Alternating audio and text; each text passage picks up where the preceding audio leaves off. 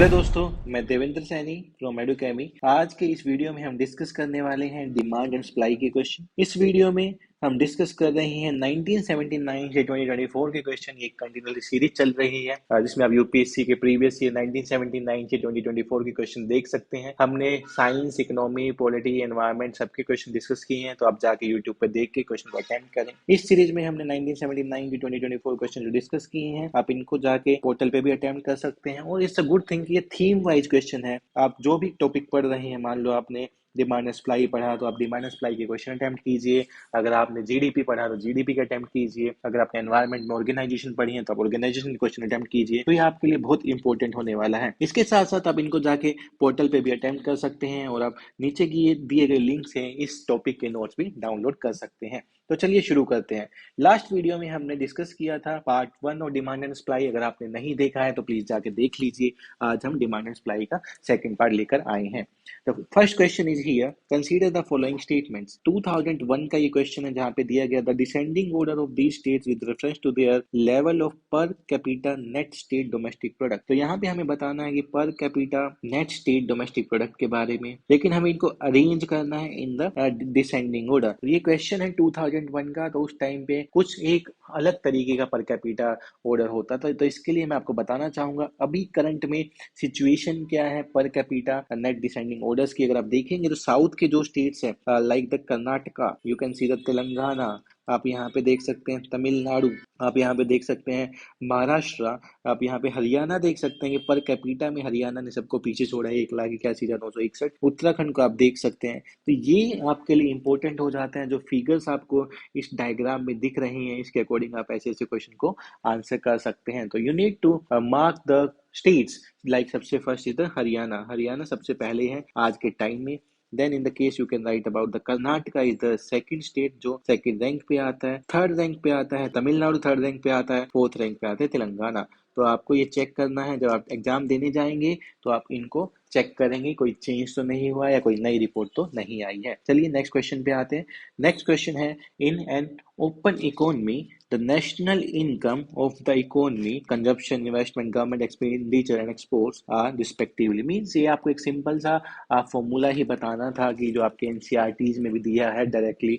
It's a simple question जो 2000 में पूछा गया था। National income is equal to consumption plus investment plus government expenditure plus export minus import को ये बताता है। तो option number C is the correct answer of the question number 2। तो आप देख सकते हैं कि ये क्वेश्चन आसान है। Now let's move to the question number 3। The question number 3 से स्टार्ट करने से पहले हम अपना प्रीलिम सपोर्ट प्रोग्राम लेके आ रहे हैं, जिसका सेकंड बैच शुरू होने वाला है 11 जनवरी 2025 से। तो आप इसको ज्वाइन कर सकते हैं। इस प्रोग्राम की खास बात है कि यहाँ पे हम डिफरेंट कंपोनेंट्स लेके आते हैं जो एज ए स्टूडेंट रिक्वायरमेंट है, और ये प्रोग्राम पूरा डिजाइन किया गया है कि आप यूपीएससी को कैसे करेक्ट करेंगे। जिसमें हमने इंट्रोड्यूस किए गए हैं प्रैक्टिस टेस्ट, एनालिसिस टेस्ट, जहाँ पे आप अपना एनालिसिस करते हैं। प्रैक्टिस टेस्ट में आपको पीवाईक्यू कराए जाते हैं, मैराथन सेशंस हैं, बुक रीडिंग सेशंस हैं।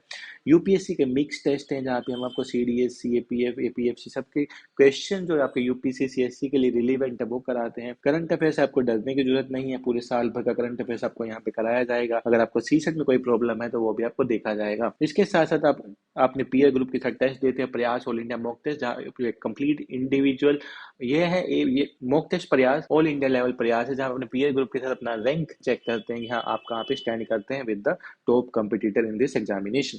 लास्ट ईयर के प्रोग्राम में more than 45% of students qualify किए हैं जो एडुकेमी के साथ एनरोल थे। इसके साथ साथ 50% ऑफ द क्वेश्चन हमारे डायरेक्टली टेस्ट से हमारे प्रोग्राम से आए हैं। स्टूडेंट फीडबैक के अकॉर्डिंग इनका कॉन्फिडेंस बढ़ जाता है, 90 से ज्यादा क्वेश्चन वो अटेम्प्ट करने लग जाते हैं। और इसके साथ साथ एक्यूरेसी भी स्टूडेंट का इंक्रीज होता है when you are joining the prelim support programme. तो आपके चांसेस बढ़ जाते हैं पेपर को क्वालिफाई करने के लिए। तो अगले क्वेश्चन पे आते हैं।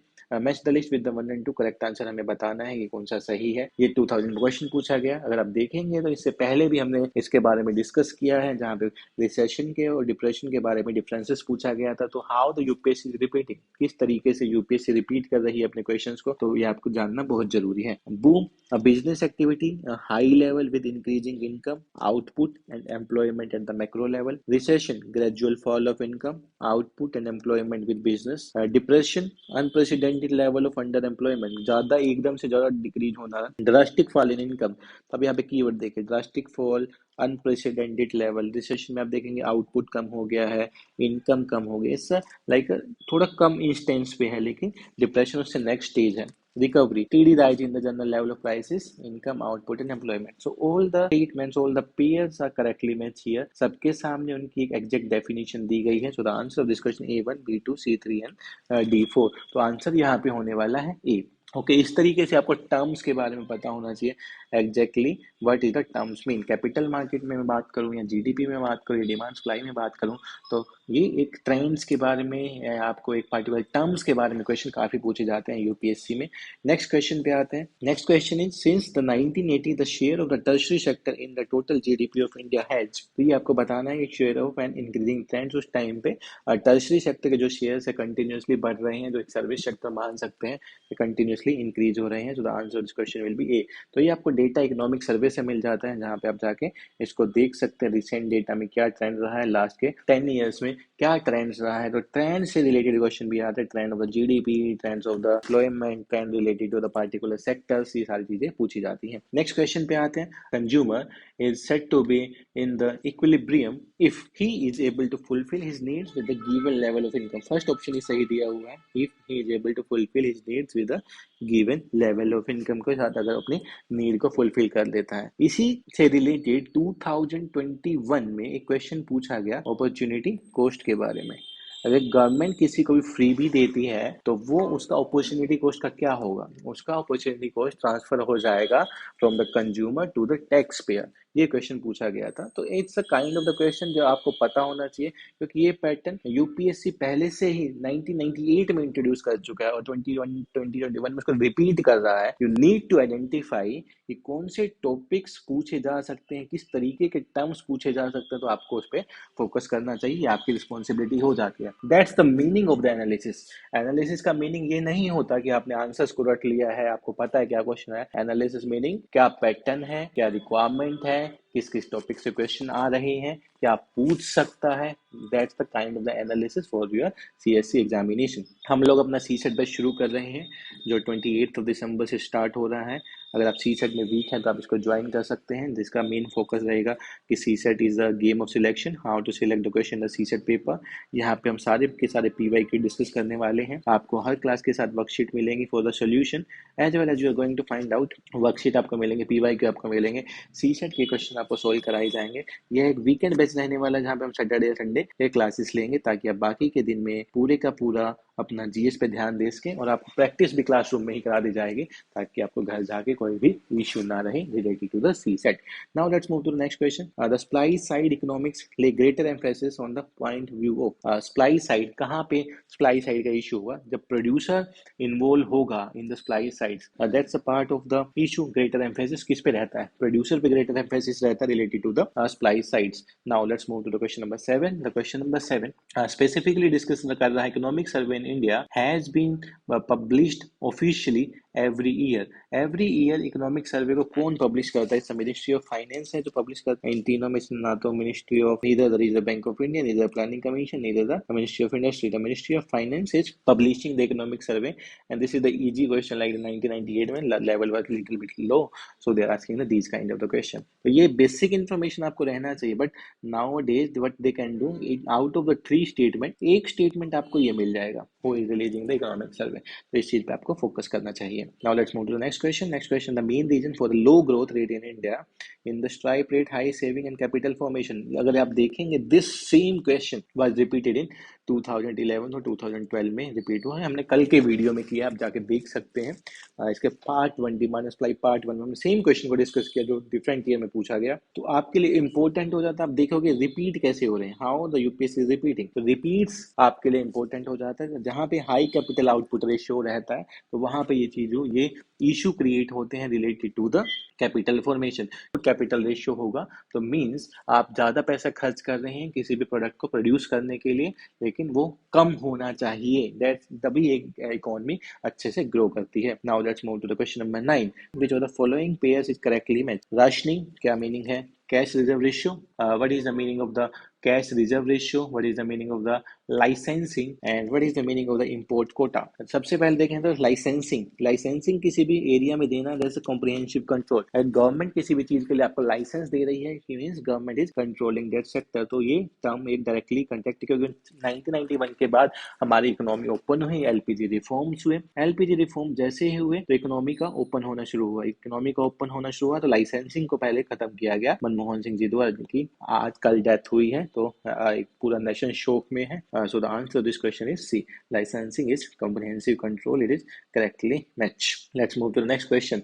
A deflator is a technique of, deflator क्या है? ये टेक्निक होता है कि changes in the price level को बताता है। डिफ्लेटर का मीनिंग क्या है? कि प्राइस लेवल में चेंजेस बताता है। तो answer this question will be 1। Deflator is change in price level is the meaning of deflator. तो ये कंटिन्यूसली डिक्रीज करता है, change in the prices level, that's the answer of deflators. तो आपको पता होना चाहिए टर्म्स के बारे में, डिफ्लेटर्स क्या हैं, क्या क्या इसके फंक्शंस हैं, कैसे निकाला जाता है, जीडीपी डिफ्लेटर की वैल्यू क्या है, ये सारी आपको आइडिया रहना चाहिए। नेक्स्ट क्वेश्चन पे आते हैं, question number 11। As the GNP of a nation increase, the share of the tertiary sector in the total GNP. ये हम नहीं बता सकते। अगर इकोनॉमी इंक्रीज भी हो रही है तो उस केस में टर्शरी सेक्टर का शेयर कितना बढ़ेगा, किस वजह से जीएनपी बढ़ रहा है, we need to data for that. हमें डेटा चाहिए कि किस वजह से वो बढ़ रहा है, then only we can tell कि इसमें हमारा टर्शरी सेक्टर इंक्रीज करेगा या डिक्रीज करेगा। So we will mark the answer none of the above. Until and unless we are not having a data related this question, we cannot mark the answer. We are going to mark here D. Now let's move to the next question. The next question is the data collection for the national income estimation in India is done by. National income estimation कौन करता है India में? CSO। पहले CSO करता था, central statistical office. Now it is converted into the NSO। ये अभी NSO में कन्वर्ट हो गया है, नेशनल स्टैटिस्टिकल ऑफिस ही करता है अब data related to the income. तो ये फैक्ट्स आपको याद रहने चाहिए, who are doing what. Next question, if a capital stock was everlasting then the rate of depreciation. अगर मैंने कोई मशीन खरीदी हो, कभी खराबी नहीं होगी, या कोई मैंने प्रोडक्ट खरीदा, I am going to continue till the end of my business. तो यहाँ पे मैंने 100 रुपए लगाए थे, मुझे लगाने की कोई जरूरत नहीं पड़ी, तो डेप्रिसिएशन कॉस्ट क्या होगा? 0 होगा पूरी साइकिल में, क्योंकि वो कभी खराबी नहीं हो रही है, उसको दोबारा से खरीदना नहीं पड़ा है, किसी भी केसेस में डेप्रिसिएशन है ही नहीं। तो we are marking the depreciation cost is 0। तो these are the like based on your understanding, these kind of the question are based on your understanding how you are economy, किस तरीके से आप इकोनॉमी को समझते हैं, तो उसके बेसिस पे ये क्वेश्चन आप सोल्व कर सकते हैं। This was the question asked in the 1991। तो आप देख सकते हैं कि 1991 में भी किस तरीके का स्टैंडर्ड था क्वेश्चंस का, कि किस तरीके क्वेश्चन पूछे जा रहे थे। नेक्स्ट क्वेश्चन पे आते हैं, which of the following countries has the highest per capita income. Per capita income ये 1987 का क्वेश्चन है, तो अभी डेटा चेंज हो चुका है। तो now let's see per capita income में कौन सा कंट्री आगे है। तो there is a graph for you. Luxembourg is the country जिसका पर कैपिटा इनकम सबसे ज्यादा है। आफ्टर लक्समबर्ग इट्स स्विट्जरलैंड जिसका ज्यादा है, then the Ireland, then Norway, then USA, then Denmark, then Singapore, then Iceland, then Qatar, then Australia. तो this is the latest list according to the Indian states media कि किस country का per capita income ज़्यादा है। तो आपको ये data पता होना चाहिए, एटलीस्ट द फर्स्ट 4-5 कंट्री जिसका पर कैपिटा इनकम सबसे ज़्यादा है।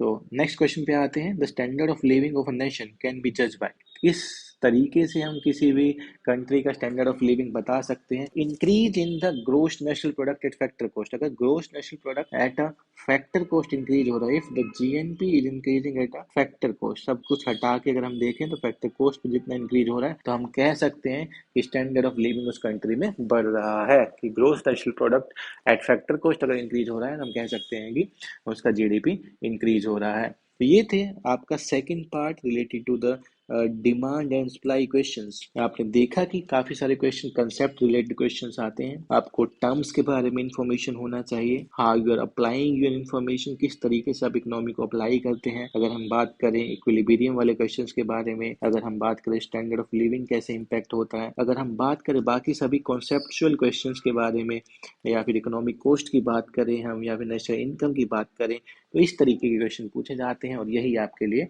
प्रो मेंटोर टिप है। अगर आप इस तरीके से प्रिपेयर करते हैं तो इकोनॉमिक आपके लिए आसान होने वाली है। तो आप इस तरीके के वीडियो देखने के लिए जुड़े रहिए एडुकेमी के साथ। कोई डाउट कमेंट है, आप कमेंट सेक्शन में बता सकते हैं। Thank you.